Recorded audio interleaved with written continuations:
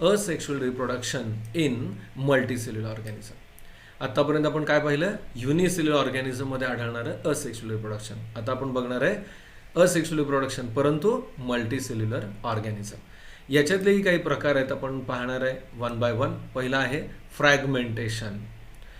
शब्द कसा तयार झाला पहा फ्रॅगमेंटेशन. मूळ शब्द आहे फ्रॅगमेंट. फ्रॅगमेंट याचा अर्थ काय? तुकडा किंवा पीस.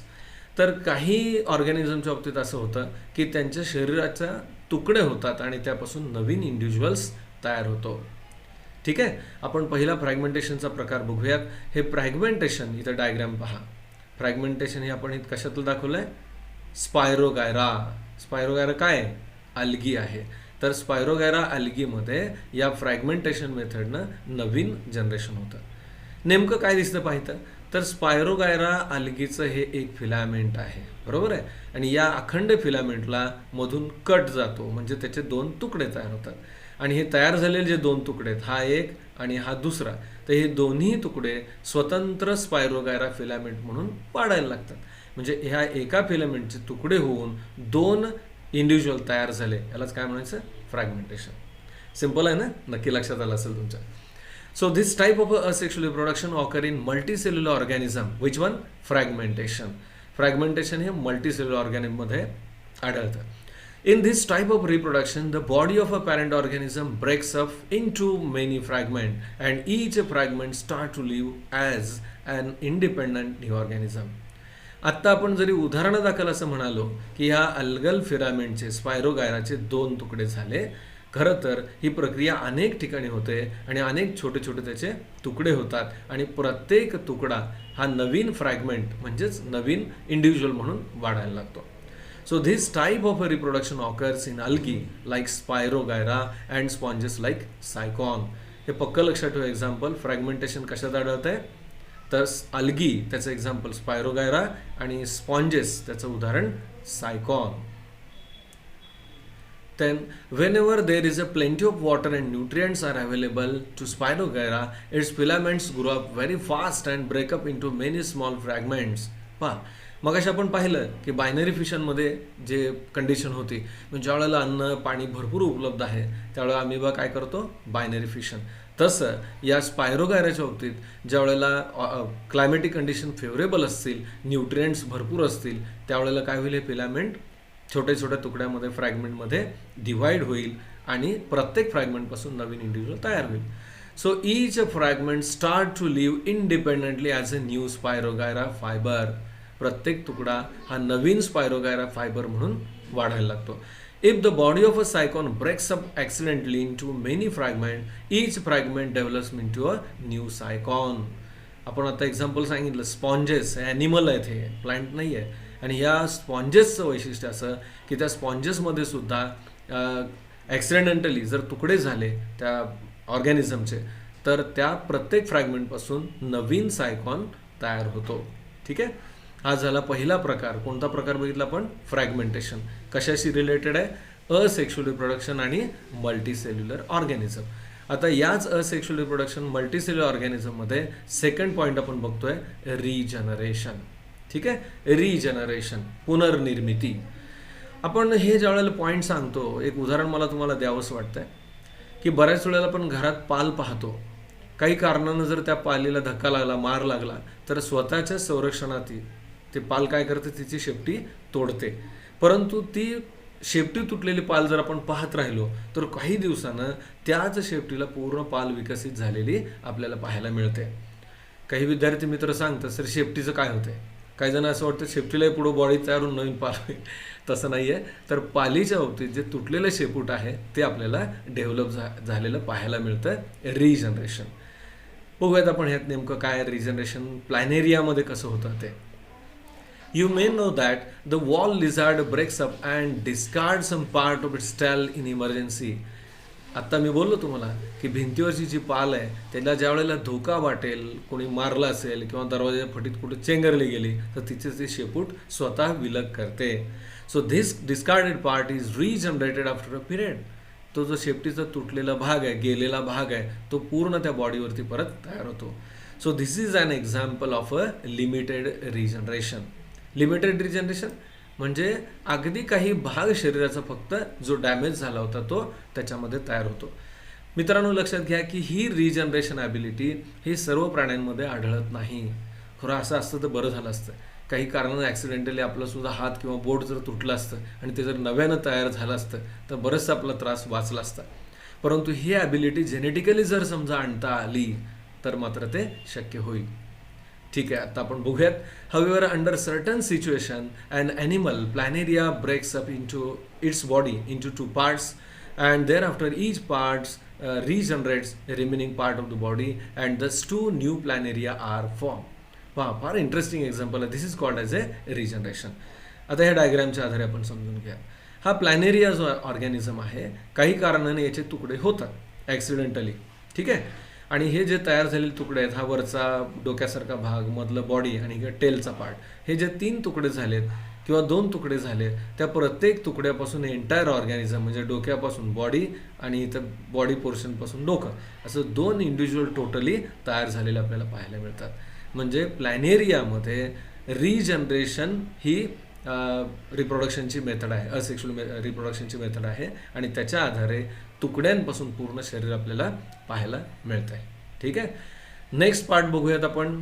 तिसरी मेथड असेक्शुअल रिप्रोडक्शनची मल्टीसेल्युलर ऑर्गॅनिझमची, ती म्हणजे बडिंग. बडिंग जी प्रोसेस आहे ही हायड्रा या ॲनिमलमध्ये आपल्याला पाहायला मिळते. पहा, हायड्राची जी बॉडी आहे या प्रकारचे आहे. हे बॉडी स्ट्रक्चर आहे. त्यानंतर वरचा माउथ रिजनचा हा पार्ट आहे आणि वरच्या बाजूला फिंगरसारखे जे प्रोसेस दिसतात हे टेंटॅकल्स आहेत. ठीक आहे, आता या हायड्रामध्ये नेमकं बडिंगची प्रोसेस कशी होते. काही जण बडिंग म्हणलं की मगाशी मी बोलताना बोललो होतो, चुकून हायड्रा मी एक्झाम्पल मगाशी बोललो होतो. जसं आपण ईस्टमध्ये पाहिलं तीच सेम मेथड आपण या ठिकाणी बडिंगची हायड्रामध्ये पण पाहणार आहोत. ठीक आहे, आता या जसं आपण ईस्टमध्ये पाहिलं होतं तसं या हायड्राच्या बॉडीवरती सुद्धा इथं बड तयार व्हायला दिसते आपल्याला. ठीक आहे, एक बल्ज किंवा एक आउटग्रोथ उंचवाटा तयार झालेला दिसतो आपल्याला. So this is the bud. This bud grows and then it forms the tentacle. म्हणजे या पॅरेंट हायड्राच्या बॉडीवरती असा बड तयार होणं, उंचवटा तयार होणं आणि त्याच्यावरतीच परत छोटासा हायड्रा ॲनिमल तयार होतो आणि हा या पहिल्या बॉडीपासून म्हणजे पॅरेंटपासून डिटॅच होतो आणि नवीनच एक वेगळा हायड्रा तयार होतो. तर ही जी प्रोसेस आहे याला काय म्हणायचं, budding which is found in a hydra. बघूयात आपण. In case of a hydra under the favourable condition, परत तेच आहे, ह्या ज्या रिप्रोडक्शनच्या मेथड आहेत फेवरेबल आणि अफेवरेबल कंडिशनचा विचार करून घडत असतात. कुठल्या कंडिशनमध्ये होतं आहे, फेवरेबल कंडिशनमध्ये at specific part of its body and outgrowth is form by repeated divisions of a regenerative cells of a body wall. पहा, रिपीटेड डिव्हिजन होते बॉडी वॉलमध्ये आणि त्याच्यावरती आउटग्रोथ तयार होते. So this outgrowth is called as a bud. हा जो उंचवटा तयार झालेला आहे, मी आता मगाशी बोललो तुम्हाला, त्यालाच काय नाव आहे, बड आहे. Bud grows up progressively and finally forms a small hydra. पहा, हे बड वाढत जाते आणि वाढत वाढत जाऊन नंतर तिथं एक छोटा डॉटर हायड्रा जो आहे तो तयार होतो. Then dermal layers and digestive cavity of the budding hydra are in continuity with those of the parent hydra. पहा, एक्सटर्नली जरी आपल्याला बाहेर हायड्रा छोटा तयार झालेला दिसला तरी इंटरनली मात्र त्याची जी डायजेस्टिव्ह कॅव्हिटी आहे, इनर जे स्ट्रक्चर आहे ते एकमेकांच्या कंटिन्युटीमध्ये आहे. असं का, तर ह्याचं न्यूट्रिशन व्हायला पाहिजे. तर या डॉटर हायड्राचं जे न्यूट्रिशन आहे ते या पॅरेंट हायड्राला अटॅच असल्यामुळं अंतस्ती म्हणजे आतल्या बाजूनं तसं हे होत राहतं. Parent hydra supplies nutrition to the budding hydra, so budding hydra separates from the parent hydra and start to lead an independent life when it grows up and becomes able to lead an independent life. Okay, हा attach जो आहे म्हणजे daughter hydra हा काही कालावधीपर्यंत राहतो. तो ज्या वेळेला पूर्णपणे समर्थ बनेल त्यावेळेला तो पॅरेंटपासून वेगळा होतो आणि इंडिव्हिज्युअल हायड्रा म्हणून स्वतंत्रपणे जगायला लागतो. मला वाटतं बडिंग मेथड हायड्रामध्ये आपल्याला जी घडती आहे ती तुमच्या लक्षात आली असेल. यानंतर आपण नेक्स्ट पार्ट चौथी मेथड बघणार आहे, व्हेजिटेटिव्ह प्रपोगेशन. व्हेजिटेटिव्ह प्रपोगेशनमध्ये जी मेथड आहे त्याचा डायग्राम तुम्ही व्यवस्थित ऑब्झर्व करा. यात काय काय दाखवलं बघा. डायग्राम पाहता ना व्यवस्थित. See, vegetative propagation in case of a different plants. In case of a sweet potato, this is diagram of a sweet potato, ज्याला आपण रताळं म्हणतो ना, त्याच्यामध्ये होणारं व्हेजिटेटिव्ह प्रपोगेशन. त्यानंतर सेकंड डायग्राम आहे ब्रायोफायलम आणि थर्ड वन आहे ती पोटॅटो. मला वाटतं काही जणांना ह्या डायग्राम पाहूनच अंदाज आला असेल की व्हेजिटेटिव्ह प्रपोगेशनमध्ये एक्झॅक्टली काय होतं आहे. तर या स्वीट पोटॅटो म्हणजे रताळं जे आहे, आपण जर नीट पाहिलं बटाटे किंवा रताळे, तर त्याच्यावर त्याचे छोटे डोळ्यासारखे भाग असतात. काही जण डोळेच म्हणतो आपण त्याला, बरोबर आहे, बर्ड्स असतात ते. तर तो रताळ्याचा पोर्शन की ज्याच्यावरती बर्ड आहे किंवा बटाटा की ज्याच्यावरती डोळा आहे, असा जर तुकडा आपण जमिनीमध्ये मातीत टाकला तर तो रुजतो, त्याच्यापासून रूट आणि पूर्ण शूट डेव्हलप होतं आणि एंटायर प्लांट तयार होतं. लक्षात येत आहे? म्हणजे त्याच्या रूट पोर्शनपासून किंवा याच्या स्टेम, अंडरग्राऊंड स्टेम पोर्शनपासून एंटायर प्लांट डेव्हलप होतं. यालाच काय म्हणायचं? Vegetative propagation. लक्षात येत आहे? तसं इथं ब्रायोफायलमचं एक एक्झाम्पल दिले पहा. त्याला मराठीमध्ये पानफुटी असं म्हणतात. या झाडाला जे पान येतं त्या पानाच्या मार्जिनला, लीफ मार्जिनलाच छोटे छोटे प्लांटलेट्स येतात आणि हे प्लांटलेट जे आहेत ते डिटॅच होतात आणि त्यापासून नवीन प्लांट तयार होतं. So in case of a bryophyllum, the leaf of a plant or the margin of a leaf is having small plantlets, okay, buds, and these buds get separated, these are get detached. When reach to the suitable substratum or the soil, they develop into the entire new plant. Okay, so reproduction in plants with the help of vegetative parts like root, stem, leaf and bud is called as a vegetative propagation. Definition खूप महत्त्वाचे आहे, लक्षात ठेवा. Vegetative propagation म्हणजे काय? तर reproduction होत असताना जर त्याचे व्हेजिटेटिव्ह प्लांट पार्ट्स जे आहेत ते उपयोगात येत असतील, म्हणजे त्याच्या मुळापासून किंवा त्याच्या खोडापासून किंवा पानापासून, ज्याला आपण बर्ड म्हणतो, जर रिप्रोडक्शन होत असेल तर त्याला काय म्हणायचं? Vegetative propagation. Vegetative propagation in potatoes is performed with the help of eyes present on tuber, whereas in bryophyllum it is performed with the help of buds present on a leaf margin. मित्रांनो, मला वाटतं हे नुसतं ऐकून पुस्तकातलं diagram बघण्यापेक्षा जर शक्य झालं, आपण घरीच आहोत त्यामुळं बटाटे म्हणा किंवा रताळे जर उपलब्ध असतील तर प्रत्यक्ष ते ऑब्झर्व करा. त्याच्यावर असणारे जे डोळे आपण शब्द वापरतोय किंवा बर्ड म्हणतोय ते दिसतात का पहा आणि प्रत्यक्ष ते वाढतायत का ते प्रयोग करून पण तुम्ही बघू शकताय. In case of plants like the sugar cane and grasses, vegetative propagation occurs with the help of buds present on the nodes. आपल्याला माहीत असेलच की ऊसाची जी लागवड आहे ती कशी करतात. तर ऊसाचं जे पूर्ण काय म्हणू आपण खोड असेल तर त्याचे काही तुकडे, ऊसाची जी कांडी आहेत की ज्याच्यावरती डोळे असतात, बर्ड्स असतात, तो पार्ट जमिनीमध्ये पुरतात. गवत जरी लावायचं झालं, ग्रास म्हणजे लॉन वगैरे करतात ना त्याच्यामध्ये, तर त्यात सुद्धा स्टेम पोर्शन ज्याच्यावरती डोळे आहेत ते लावल्यानंतर वाढ होते. आणि मला वाटतं आणखीन एक एक्झाम्पल आपल्याला माहीत असेल, आपण गुलाब जे लावतो, गुलाबाच्या वरती सुद्धा फांद्या लावतो आणि की ज्या फांद्यांवरती डोळे असतात आणि साहजिकच त्या डोळ्यांमधूनच नवीन ब्रँच येते आणि पूर्ण प्लांट डेव्हलप होतं. ते सुद्धा एक बेस्ट एक्झाम्पल आहे. परंतु त्याचं काय म्हणू आपण एक्सप्लेनेशन फारसं आपण इथं बघणार नाही, परंतु ते सुद्धा स्टेमपासून होणारं व्हेजिटेटिव्ह प्रपोगेशन आहे. Vegetative propagation occurs with the help of birds present on the nodes. हे फार महत्त्वाचं आहे. व्हेजिटेटिव्ह प्रपोगेशन होण्याचा जो बेस आहे तो काय आहे? तर त्या प्लांट पार्टवरती जे नोड्स असतात म्हणजे बर्ड्स असतात. कुठं असतात हे बर्ड्स? तर त्याच्या नोड्सवरती. आता हे नोड आणि इंटरनोड काय प्रकार आहे बघा. आपण जर ऊसाचा विचार केला तर ऊसाच्या कांड्यांमध्ये कांड आणि पेर असा भाग असतो, है की नाही. सलग कांडे एकमेकांच्या वरती असे अरेंज झालेले असतात, पण मध्ये जो हार्ड पोर्शन असतो त्याला म्हणायचं नोड. म्हणजे एक हार्ड पोर्शन, त्याच्यानंतरचं वरचा हार्ड पोर्शन, एक नोड, दुसरा नोड आणि त्याच्यामध्ये असणारा इंटरनोड पोर्शन. तर जो हार्ड पोर्शन आहे त्या नोड रिजनला काय असतात? बर्ड्स असतात आणि तिथून पूर्ण प्लांट डेव्हलप होतात. Plants like carrot and radish perform vegetative propagation with the help of roots. आणखीन एक्झाम्पल दिलेलं आपल्याला कॅरेट आणि रॅडिश. गाजरामध्ये आणि मुळ्याच्या बाबतीत सुद्धा व्हेजिटेटिव्ह प्रपोगेशन आपल्याला पाहायला मिळतं. मला वाटतं आपल्याला नक्की हा चौथा पॉईंट कळाला असेल व्हेजिटेटिव्ह प्रपोगेशनशी रिलेटेड.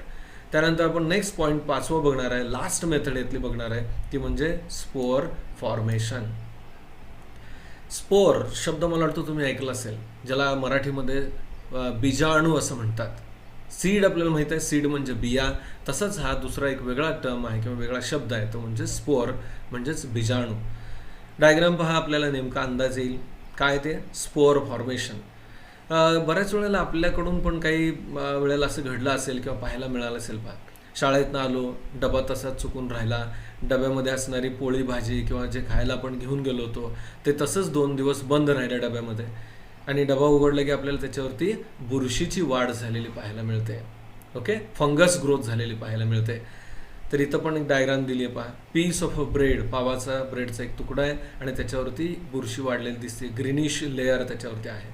हा जर ग्रीनिश लेअर, काही धागे असतात, हे उचलून आपण स्लाईडवर घेतले आणि मायक्रोस्कोपच्या जर खाली पाहिले तर आपल्याला जे स्ट्रक्चर दिसतं ते हे स्ट्रक्चर याप्रमाणे आहे. काय आहे हे नेमकं? तर हे स्पोअरचं फंगसचं मायसेलियम आहे आणि हे त्याचे असणारे मायसेलियम थ्रेड्स आहेत आणि खालच्या बाजूला रूटसारखे जे स्ट्रक्चर आहे त्याला रायझॉइड्स म्हणायचं. मायसेलियम मी शब्द वापरला, त्याच्याऐवजी त्याला दुसरा शब्द आहे हायफी. म्हणजे हे जे मायसेलियम असेल याच्यापासून एक ब्रँच पुढे येते, तिथपासून पुढचं प्लांट डेव्हलप होतं, हे हायफी. तर या मायसेलियमपासून वरच्या दिशेनं काही ब्रँचेस वाढतात.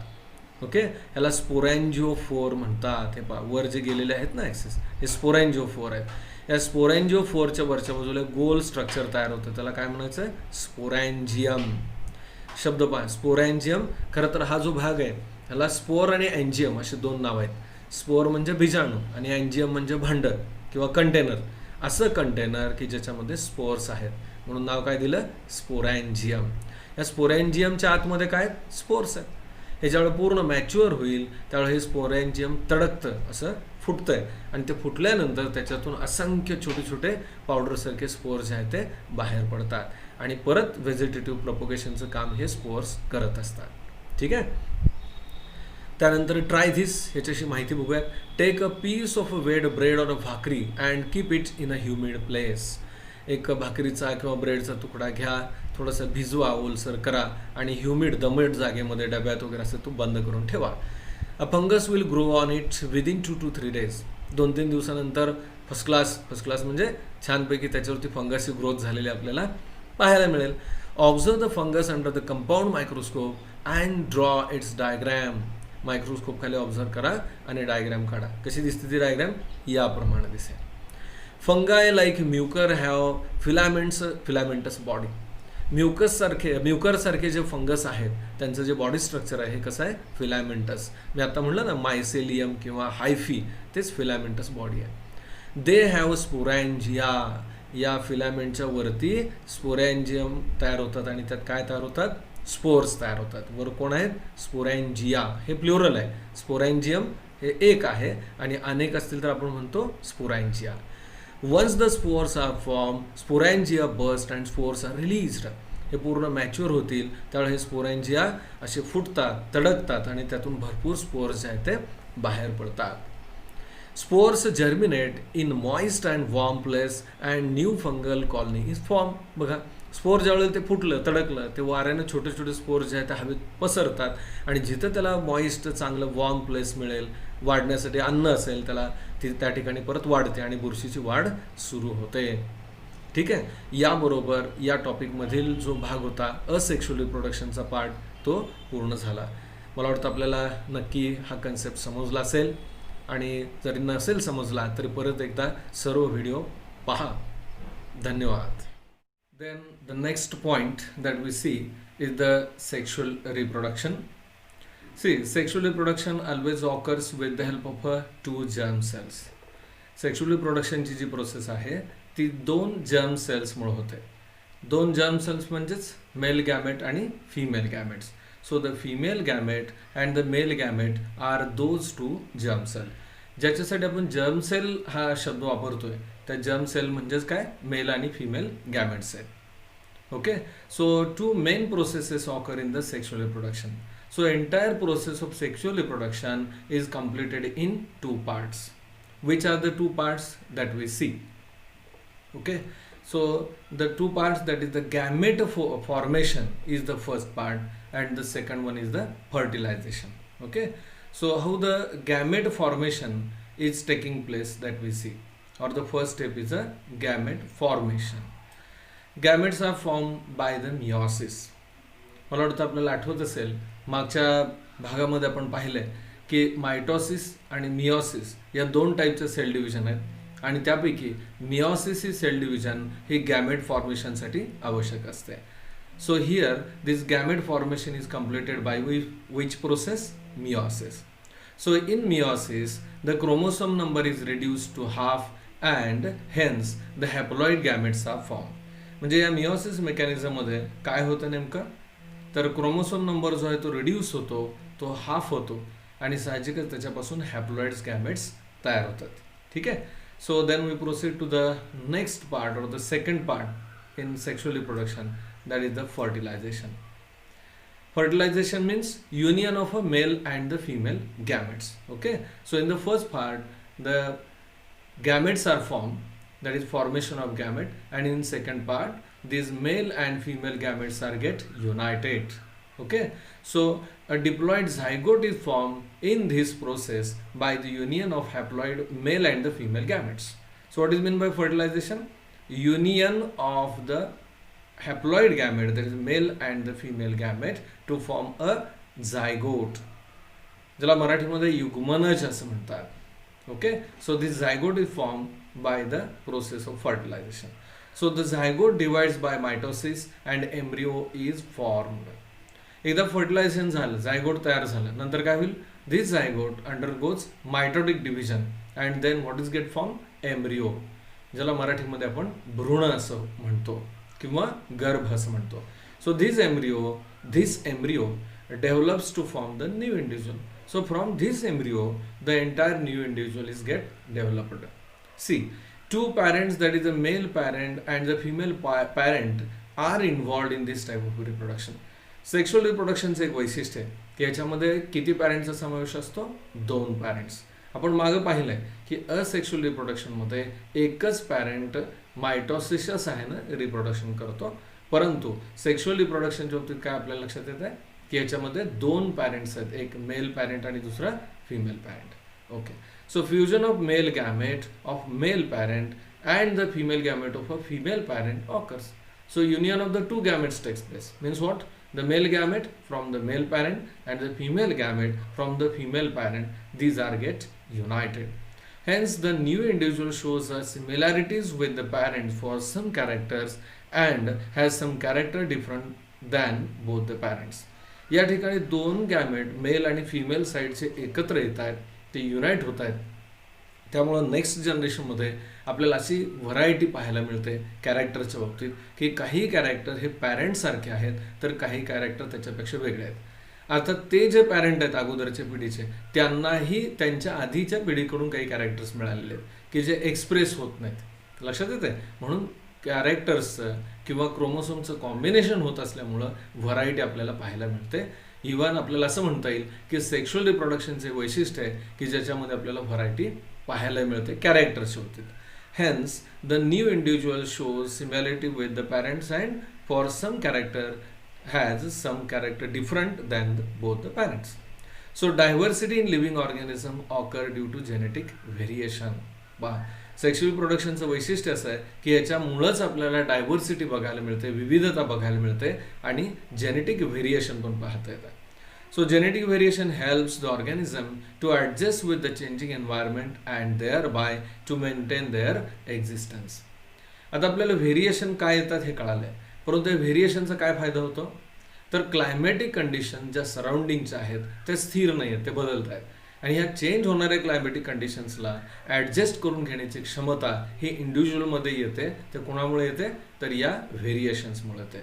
So we can say the sexual reproduction is important to the organism to get adjusted, to get acclimated to the environmental condition, and it is helpful for maintain their existence. So due to this, plant and animals can save themselves from being extinct. हे खूप महत्त्वाचं वाक्य आहे. काय शब्द वापरला ह्यानी? Extinct. Extinct म्हणजे नष्ट होणे किंवा लुप्त होणे. म्हणजे एखादी प्रजाती जरी बाह्य परिस्थिती बदलली तर तिथं सुद्धा तिचं सातत्य टिकवण्यासाठी त्याच्यामध्ये व्हेरिएशन्स येणं आवश्यक आहे आणि हे व्हेरिएशन्स कशामुळे येत आहेत? तर सेक्शुअल रिप्रोडक्शनमुळे येतात. ठीक आहे. त्यानंतर लेट्स थिंक. 2 प्रश्न आपल्याला विचारलेत, आपण बघूयात. पहिला प्रश्न आहे, What would have been happened if the male and female gametes had been diploid? काय क्वेश्चन आहे बघा. जर समजा मेल आणि फिमेल गॅमेट्स हे जर डिप्लॉइड असतील तर काय होईल? मला वाटतं आता मित्रांनो तुमच्या लक्षात आलं असेल की फर्टिलायझेशन प्रोसेसमध्ये मेल आणि फिमेल गॅमेट युनाईट होतात आणि झायगोट तयार होत आहे. परंतु हे गॅमेट तयार होताना मिओसिस झाल्यामुळे हॅप्लॉइड तयार होत आहेत. म्हणजे 2n जर पॅरेंट असतील तर तयार झालेले गॅमेट काय असणार? n. म्हणजे n मेल साईडचा, दुसरा n फिमेल साईडचा, n+n2 होईल. म्हणजे नेक्स्ट जनरेशन जे आहे त्याच्यामध्ये क्रोमोसोम नंबर काय होईल? मेंटेन होईल. पण जर गॅमेट जर हॅप्लॉइड तयार नाही झाले तर काय होईल? 2n+2n. म्हणजे नेक्स्ट जनरेशन कसं असेल? 4n. त्याच्या पुढचं जनरेशन कसं असेल? 4+4 8n.